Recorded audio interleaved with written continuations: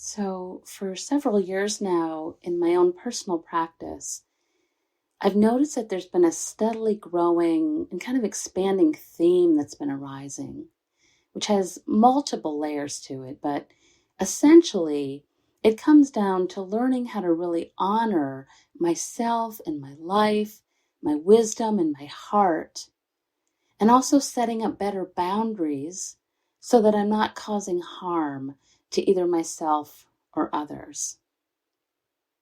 And this year especially, I've been starting to recognize much more experientially, finally, after 30 years of pretty intensive practice, the essential truth of the Buddha's teachings, which tells us that what we're seeking is not outside of ourselves, but it's actually right here in our own hearts.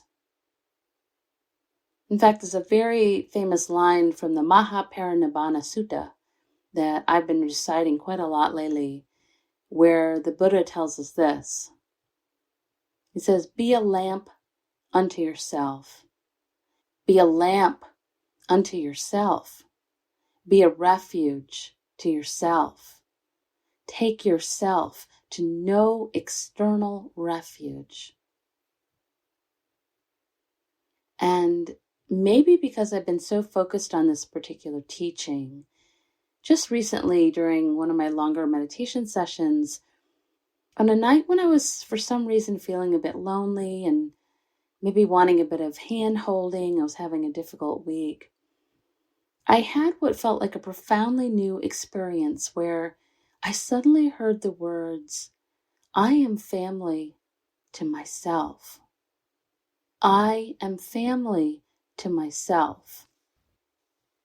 And in that moment, I really felt this in my mind and my body and my heart, that I myself was my dearest and closest family member, and that I loved myself fiercely and knew that I would never be parted from this family for as long as I lived. Ever. I also in that moment felt completely accepted and whole just as I was, with all of my messy history, all those trying parts of my personality, as well as all the many difficult things that I'm dealing and struggling with right now. All of it. Right here in my own mind, body, and heart was someone who was going to love me and support me no matter what. And to me, what it felt like was home, like a true refuge, a place of real safety. And of course, having said all of that, I also know that sadly, the truth is that I might not always be there for myself in each moment.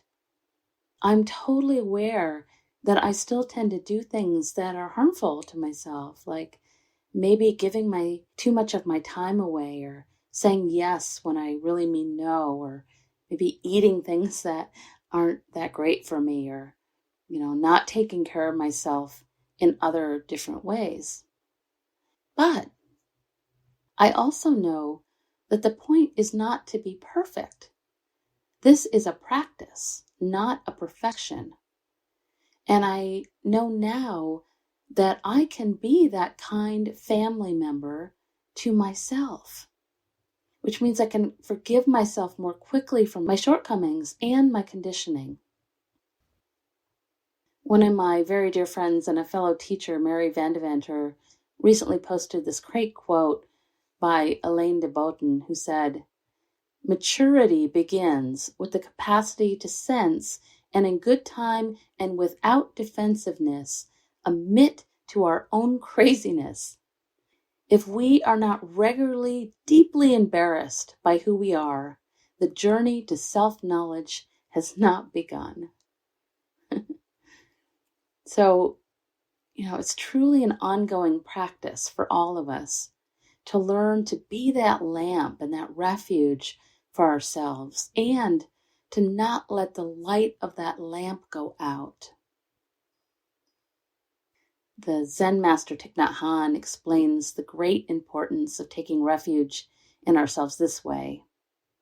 He says, If you don't learn how to take refuge, you will lose your peace, your feeling of safety, and your calm.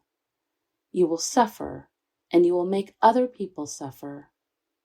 When the situation seems to be permanent, overwhelming, and full of suffering, you have to practice taking refuge in the Buddha in ourselves.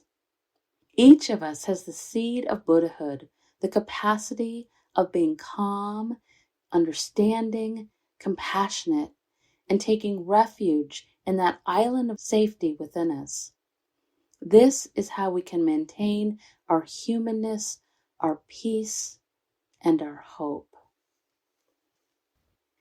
And in the teachings, one of the best suttas that I know of that deals with this theme of taking refuge in ourselves is called the Saddaka or Acrobat Sutra from the Samyutta Nikaya.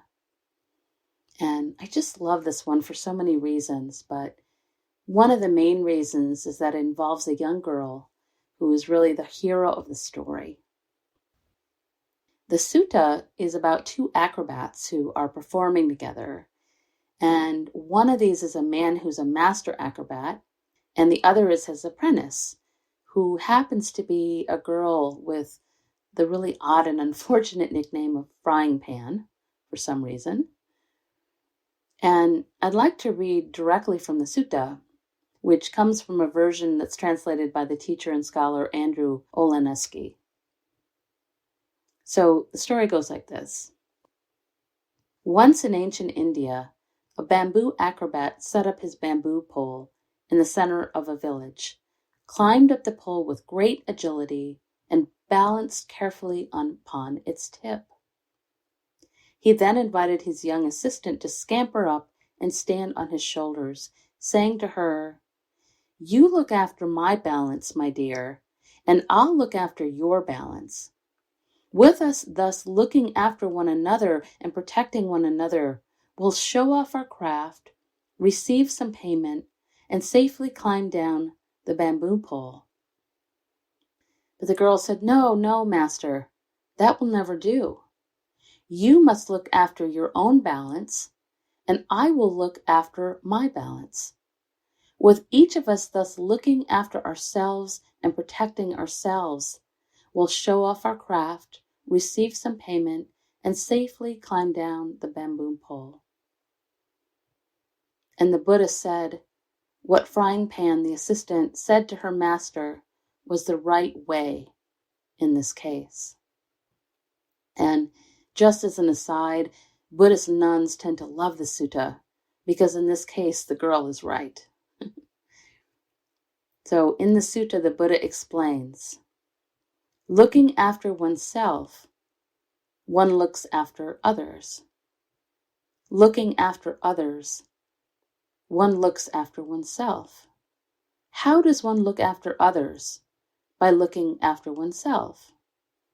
By practicing mindfulness, developing it, and making it grow. How does one look after oneself? By looking after others. By patience, non-harming, loving kindness, and caring. And so this seems pretty simple in a way to understand, but it's often actually really difficult for many of us to allow ourselves to put into practice. And I think much of this comes from a sort of deeply ingrained cultural misperception that tells us that if we focus on taking care of ourselves, we are somehow being bad or selfish. In fact, many of us grew up with a strong belief that in order to be quote unquote a good person, we need to really be selfless, to care more about others than we do for ourselves. But again, this is a big misunderstanding and something even, Buddhist practitioners often get wrong. I also can't tell you how many times over the years that I've been asked, if there is no self in Buddhism, doesn't this mean that I should be selfless? And again, this is also a misunderstanding. When the Buddha talks about the concept of no self or anatta, what he's pointing to is the fact that we cannot locate a permanent, constant, pin-downable self that is unchanging. And we also can't find a self that is separate from everything else, a self that doesn't affect or isn't affected by all the rest. Because the truth is, we are all truly interconnected. It's also not saying that we aren't actual beings, because of course we are. We all have names, and we're all living in this world and interacting with others. And again, affecting everything around us through our actions. And in fact, this, our own thoughts, actions, and behaviors, is really all we ever have control over, which relates to this idea of karma, that what we do and say and how we show up in the world really does matter, and it affects everything else. My very favorite Buddhist nun, Pema Chodron, says that even our own thoughts make a difference in this world. She says, you could ask, does it really matter my state of mind? Does it really matter how I work with my emotions? And my answer to that is that if the wings of a butterfly fluttering in the Amazon affects the weather in Europe, then surely your state of mind has a ripple effect out in the world. And I think it goes right around the globe. And that's hard to prove, but that's my theory, and I'm sticking with it. So, because we're all interconnected, the truth is that if we're not focused on taking care of ourselves, it's not only harmful to ourselves, it is also in turn going to be harmful to others. It actually cannot be any other way because of our interconnection. So in the teachings, we're told that there are two main ways that we don't take care of ourselves very well. And the first is when we act in ways that are harmful or unskillful without really caring about how our actions or behaviors are affecting ourselves or others. That's the first way. The second way is when we are believing that we need to sacrifice our own care and well-being and even happiness for the care and well-being and happiness of others. And of course, this is where so many of us get stuck. In the Firebrand Sutta, the Buddha explains, one who is bent on the benefit both of self and of another is the chief and best, topmost, highest, and supreme. So again, we are not being asked to sacrifice ourselves for others. It really needs to be for the benefit of both. Another similar phrase that I really love to remember, although sadly I've never been able to find its source, is you do not need to set yourself on fire to keep others warm. You do not need to set yourself on fire to keep others warm. And as a confession, I actually need to say this one to myself a lot because I have a tendency to do this, to burn myself out, trying to take care of everyone. Pilar Jennings, who's a Buddhist psychologist and author, wrote something that I've been thinking a lot about lately as it concerns this second way that we don't take care of ourselves. She says, chronic sublimation and compulsive caretaking usually cause feelings of impingement and stress, or the fear that if you don't offer care, the other person's affection or respect will be withdrawn. But preserving yourself and knowing your boundaries is not the same thing as exclusively seeking your own happiness. It's about the healing process of learning to skillfully discern what will and will not serve all beings, yourself included.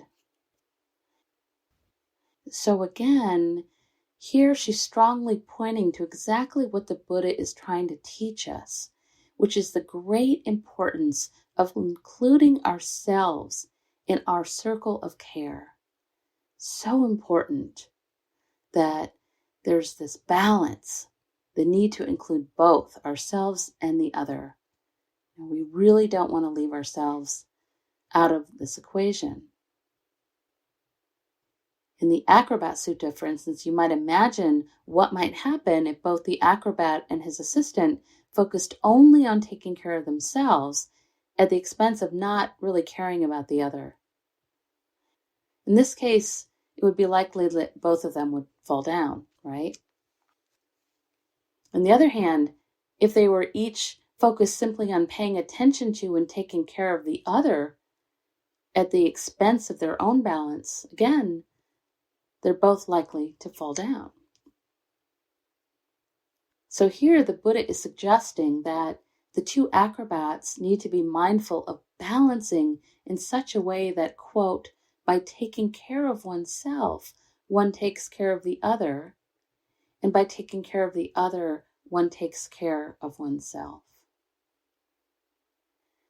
And I have to say that I just love the imagery that the Buddha uses in the sutta, because for me it really helps to remember this teaching. I think we can all really imagine these two people, right, precariously balanced on a pole.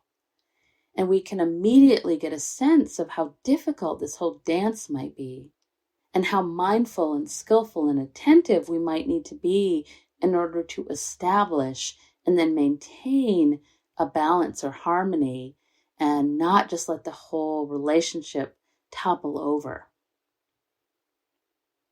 When I was just 4 years old, my parents started me in gymnastics, and I ended up competing nationally all the way up and through my college years.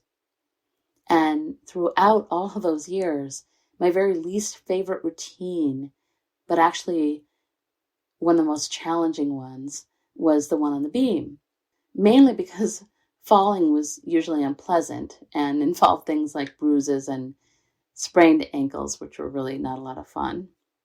But it did train me to be very aware of every single little movement of my body, and also an early sense of how to practice focusing very precisely on the present moment. Because as you might imagine, you can't really be distracted when you're doing things like cartwheels on a 4-inch wide space. So I think the Acrobat Sutta might be one of my very favorites, not only because of its message, but because I love that the Buddha uses the image of two people balancing on a pole to get this message across. And of course, this imagery and teaching relates to the relationships that we have on all levels, the ones we have with ourselves, with others, and the whole world, really, with society itself. In fact, if we think about it, even a simple, casual conversation with someone requires this kind of skillful balance, doesn't it? Just a casual conversation.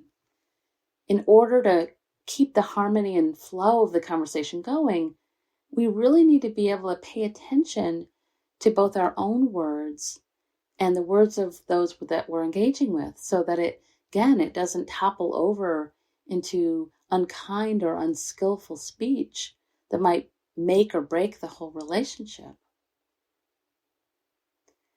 And in fact, this kind of balance can extend out even further to things like working with social change, for instance. In writing about this particular sutta, the famous Theravadan monk Nanaponika tells us this. He says, "If we leave unresolved the actual or potential sources of social evil within ourselves, our external social activity will be either futile or markedly incomplete. Therefore, if we are moved by a spirit of social responsibility, we must not shirk the hard task of moral and spiritual self-development. Preoccupation with social activities must not be made an excuse or escape from the very first duty, which is to tidy up one's own house first. Many years ago, when I was working as a journalist in New York City, I interviewed a student who was part of a Buddhist activist organization. And he said something really similar, which I've never forgotten. He said, "Don't go to a peace rally angry. Don't go to a peace rally angry." Just love that. There's so much in that simple phrase. And it's actually exactly what Nanaponika is pointing to when he says that our primary duty is to tidy up our own house first. And in the Acrobat Sutra, the Buddha tells us how we can do this, how we can tidy up our own house, by emphasizing the importance of balance or equanimity, upekkha, which is considered the fruit of our whole practice, upekkha. So this balance, to begin, starts with this theme of physical balance. And of course, our practice is all about being embodied rather than having some sort of out-of-body experience that is not tethered to the present, to the body itself. And the idea is that through our practice, as we become more and more aware of our own bodies and more aware of what we're experiencing in the present moment, what happens is that we start to feel more centered and safe in our own skin, which again, as the Buddha tells us, is our real true home. It's our true refuge, that place that allows us to feel more balanced and calm and focused and awake and aware of everything around us, rather than lost in the dream world of distracted thinking, which is actually not in the present moment, in the body. And when we become more centered in this way, more familiar with being in our actual bodies instead of somewhere else, we're going to be much better able to recognize, for instance, when we're starting to feel somehow unsteady or when we're losing our balance. So for instance, if we're in our bodies, we're going to be more likely to feel that sting and rush and heat of anger or frustration and recognize more quickly that we're about to say something snarky or unkind maybe, or unskillful.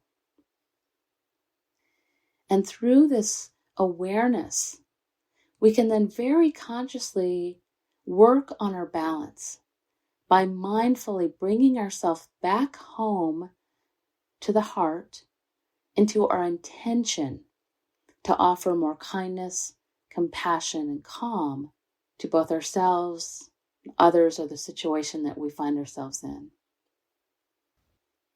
On the other hand, maybe we notice that we're really running, that we're just going too fast. We feel overwhelmed. We're maybe even banging into things or dropping things.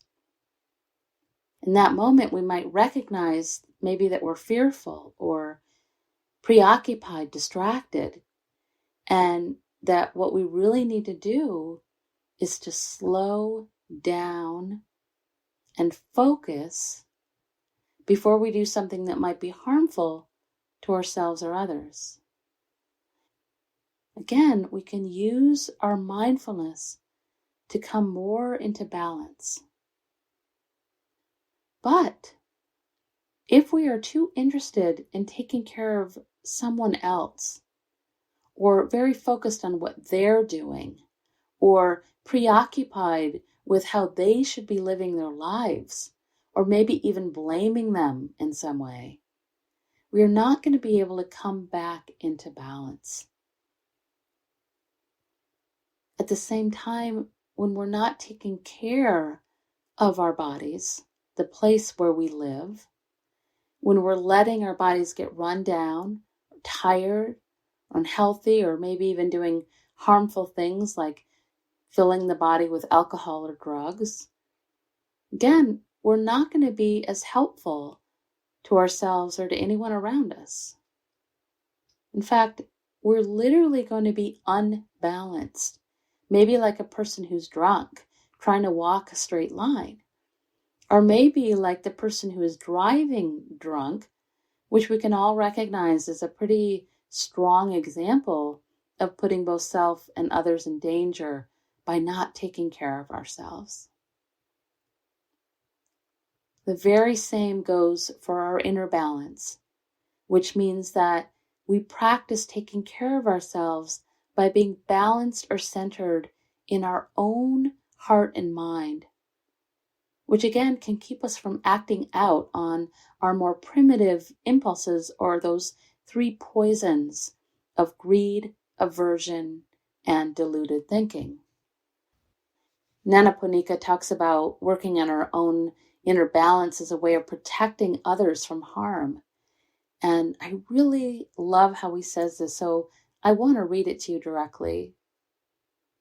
He says, if we permit the three roots of evil, greed, hate, and delusion to take a firm hold in our hearts, then their outgrowths will spread far and wide like a jungle creeper, suffocating much healthy and noble growth all around.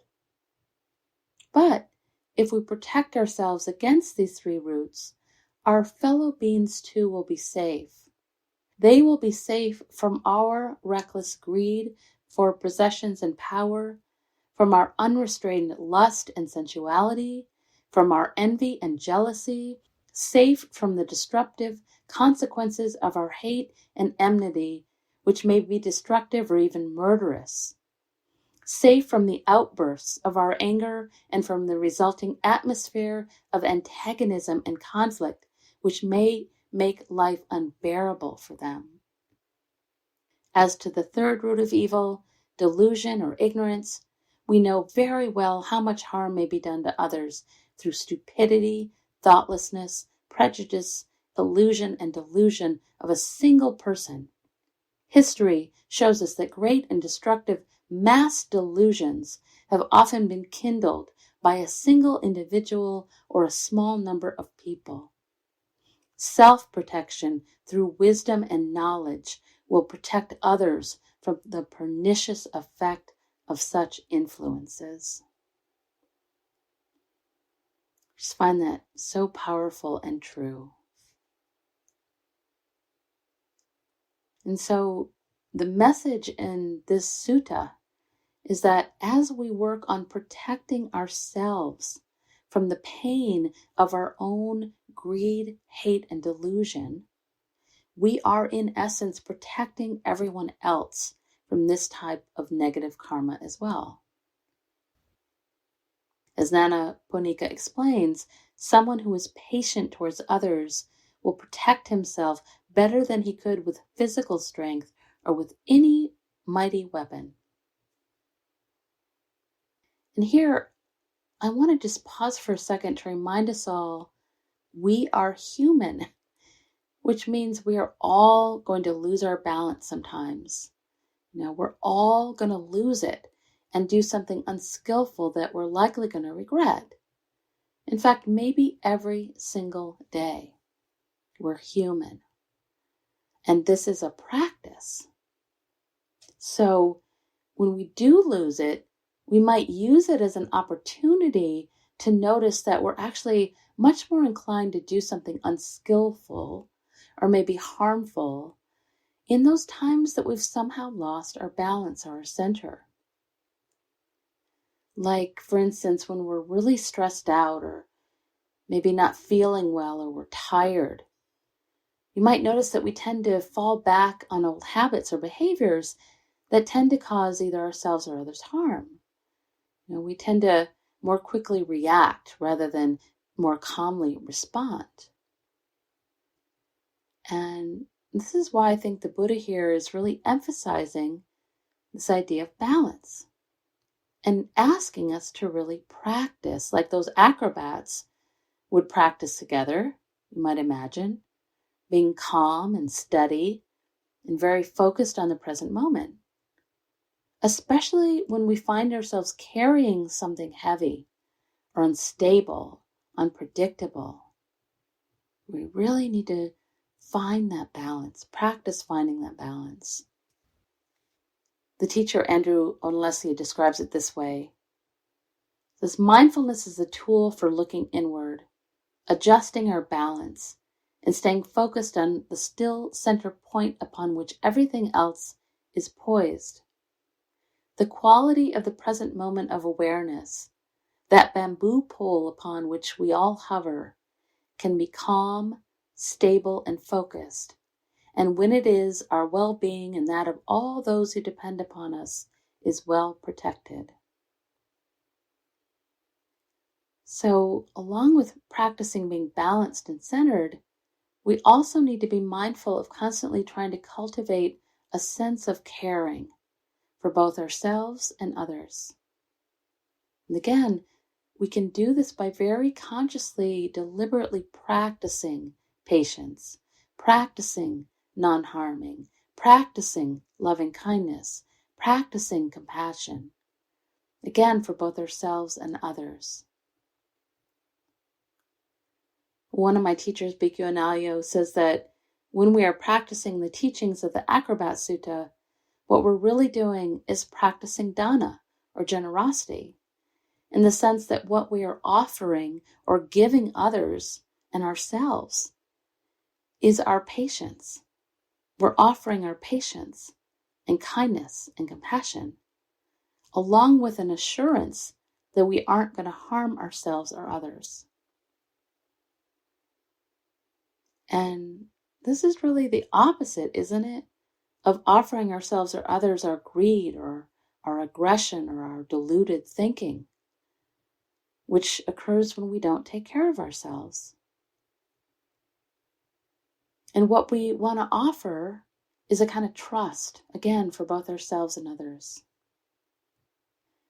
So, for instance, as we're practicing interacting with others, we might focus on our intention to practice these things within ourselves so that we can actually be that calm and balance, which is what we'll then be able to offer, again, out to both ourselves and others. Many of you may remember this famous quote from Thich Nhat Hanh, who wrote, "When the crowded Vietnamese refugee boats met with storms or pirates, if everyone panicked, all would be lost. But if even one person stayed calm, it was enough. It showed the way for everyone to survive."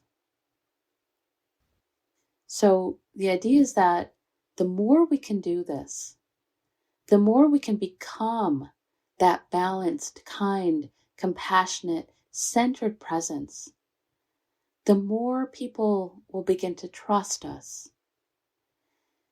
They'll be more willing, if you will, to climb up on our steady shoulders, trusting that we're going to be able to offer them a calm, steady presence, and that we're also going to do our best to not harm them. And then maybe they'll finally be willing to listen to us, to trust what we have to offer. Remembering again that this does not at all mean that it is now our job to save them. What we are offering is our patience and our kindness, our balance, our care. The rest is really up to them, as it is up to all of us to do our own inner work.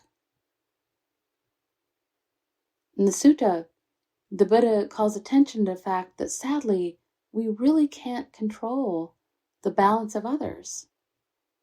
And he suggests that trying to do so is just not going to work. So, we can have a deep compassion for someone who is currently unbalanced or struggling or who maybe isn't a very good acrobat at the moment. But we cannot carry them at our own expense. We cannot carry them at our own expense. Again, the only control we do have is over ourselves and our own practice. And as the Buddha teaches, this affects everything. So that is our job, our own practice. Just as an example, if the master acrobat in the sutta was constantly wobbling and tiring himself out in his attempt to control his assistant's balance, she would be much more likely to wobble herself and fall off. But if he works to maintain his own sense of calm and balance and focus, it is absolutely going to affect the balance of his assistant. And that is what he's offering. He's also constantly working to maintain his own balance in response to her and she to him. And when the two are doing this mindful dance together, this is when there's true harmony. When discussing the sutta, the Dharma teachers often point to the relationship between parent and child. So, for instance, sometimes parents can lecture their children over and over about what they should do or how they should be. But nothing is going to influence the child's development more than the parent's own example. When the parent practices being patient, non-harming, loving, and caring, what happens is that the child learns to trust in those sturdy shoulders, if you will, rather than just trusting the words or maybe the rules that are spoken, which are often actually not exemplified by the actual actions. I remember in the late 70s when I was a young teen growing up in Michigan, everyone, including my mother, seemed to be smoking. Everybody seemed to be smoking. And one summer, during one of the many parties that my parents used to host at our house, I was caught smoking a cigarette with a friend in the backyard. And I'm pretty sure it was my first one. And in front of everyone, my mother scolded me, about smoking a cigarette, which is, of course, humiliating to me. But what I very vividly remember was that as she was scolding me, she was doing so with a cigarette in one hand and what was probably her third or fourth glass of wine in the other. So, while she was saying one thing, I didn't trust her words at all because of what she was actually doing at that moment. I also find it really interesting as adults to see how we can sometimes do the same thing with other adults in our lives and somehow take on the role of parent for them. And we can do this in so many ways, but mostly this seems to show up in the form of trying to fix someone in some way, or by trying to express how we think they should be living their lives, or when we try to save or rescue them at the expense of our own well-being.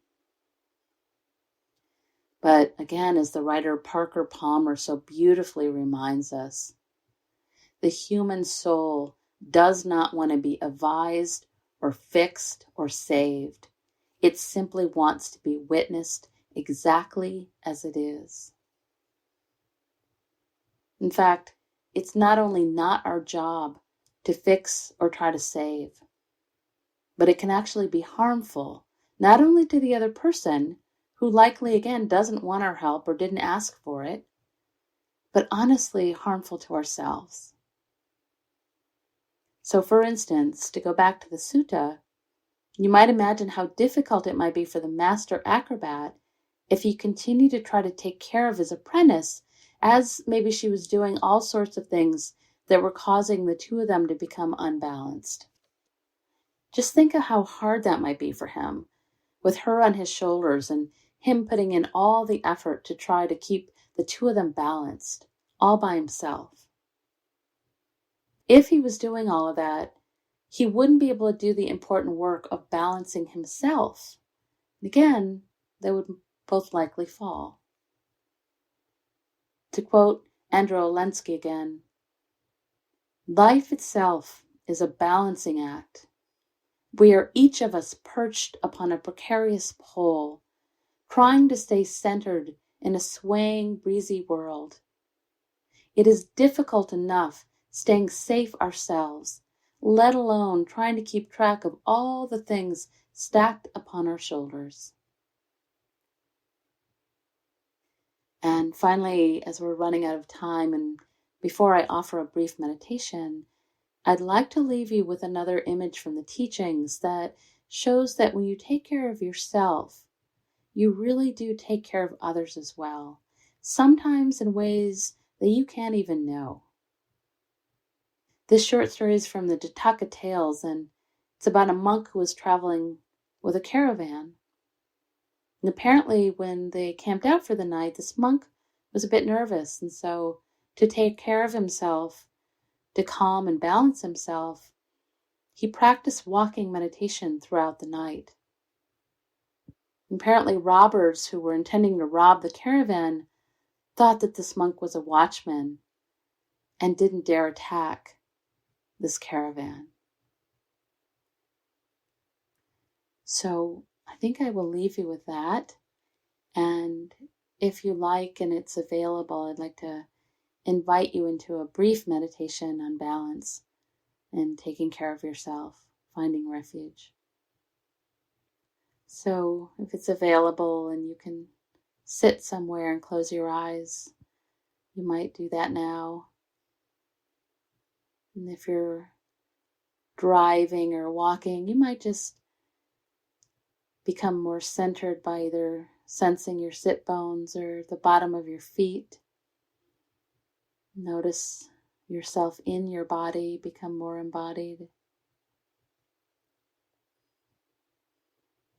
All of us can begin to become more embodied by taking a nice drink of air, filling the body with an inhale, and then slowly letting go, exhaling, softening the body, letting go. Maybe a couple of rounds of these on your own, just to get in touch with the breath and the body. And start to utilize the breath to consciously calm the body, maybe especially on the exhale, really deeply letting go.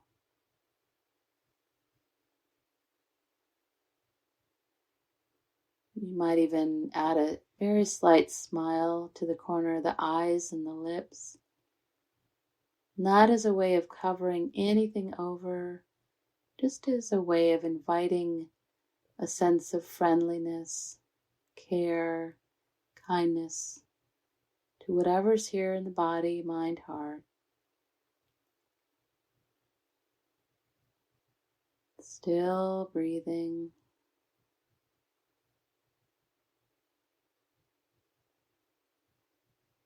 You might begin to sense the sit bones and the skeleton. Sense its support. And then imagine if you could let the muscles and the skin even relax. And just let the skeleton provide that support. Again, letting the skeleton be alive and fluid and flowing, not stiff. Body alive.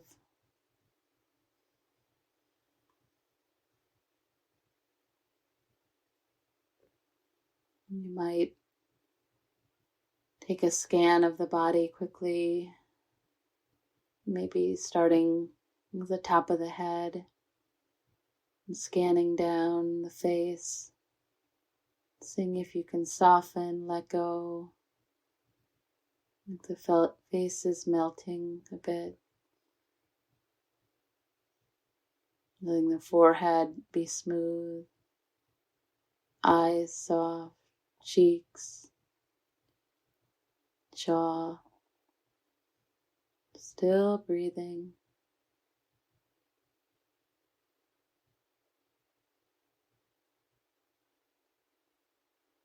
Might notice the neck and shoulders. See if you can imagine whatever you're holding up, the tension, tightness, fear, letting it fall down into the earth like water,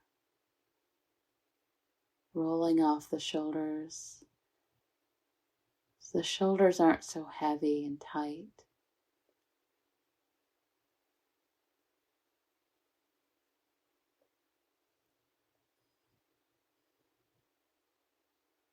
You might sense the belly. See if you can soften here. Let the belly be natural, like a 2-year-old's belly, undefended. Breathing in, breathing out.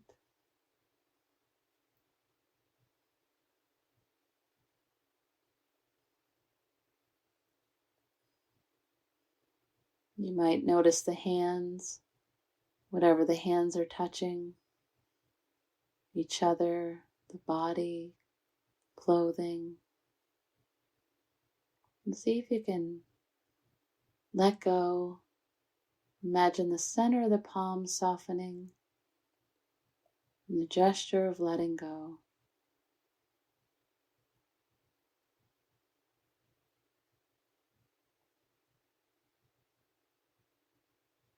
And again, maybe sensing into the sit bones, or if you're walking your feet, and sense your connection to the earth. Feeling the earth supporting you, how vast and massive the earth is,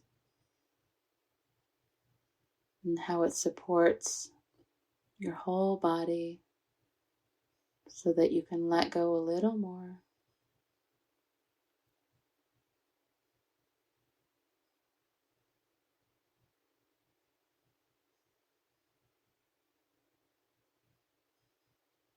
And see if you can just begin to access that sense of calm, groundedness, balance. Feel the body naturally balancing. You might even feel a little sway in the spine or skeleton as the body naturally balances. And consciously making an effort to calm the body and the mind.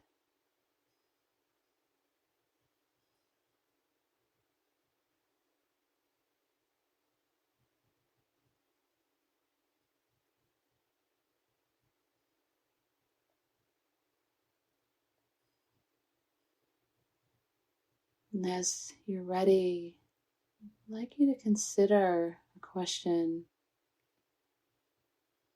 which is what or maybe who might you be carrying on your shoulders that is somehow taking you away from your own balance? What or maybe who might you be carrying on your shoulders that is taking you away from your own balance? Just consider for a moment. Sense how this is creating some imbalance for you.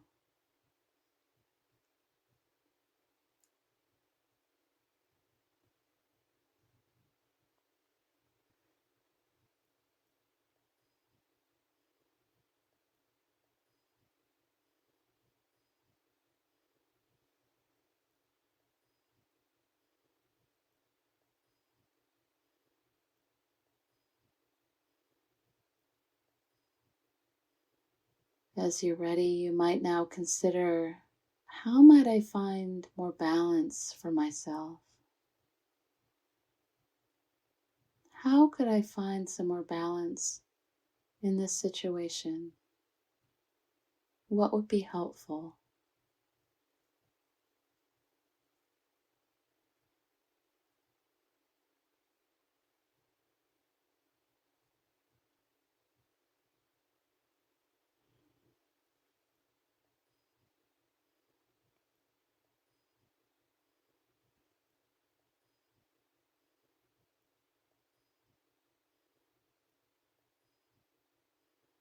Now you might consider, how might I extend more patience, kindness, and compassion to myself?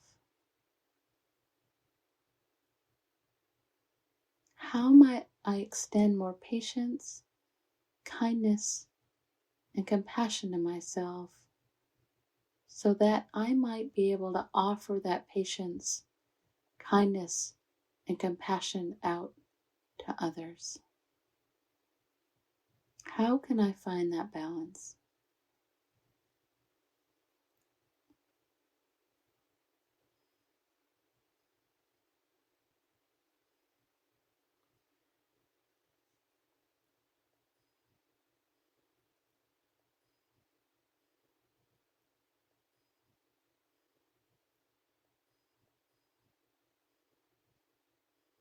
Now, if you'd like, I'd like to invite you to try silently repeating the words, I am family, to myself, and see how that resonates. I am family to myself.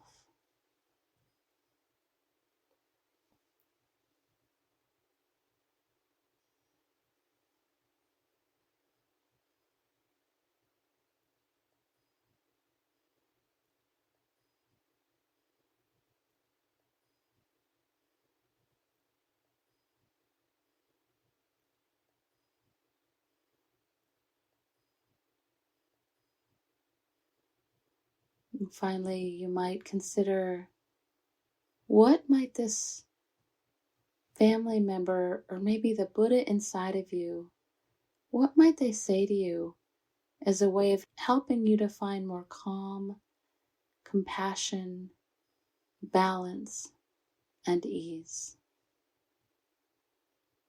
Just consider.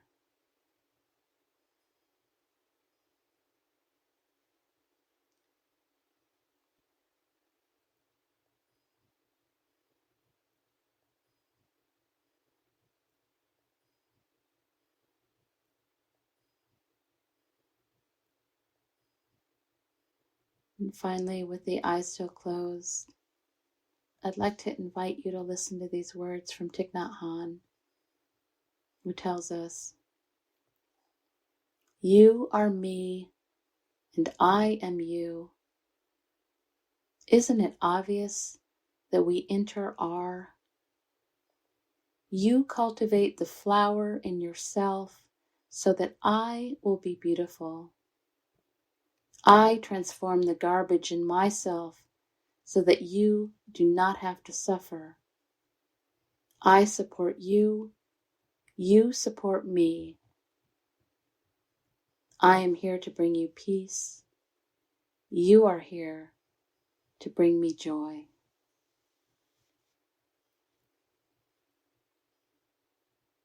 Namaste and blessings.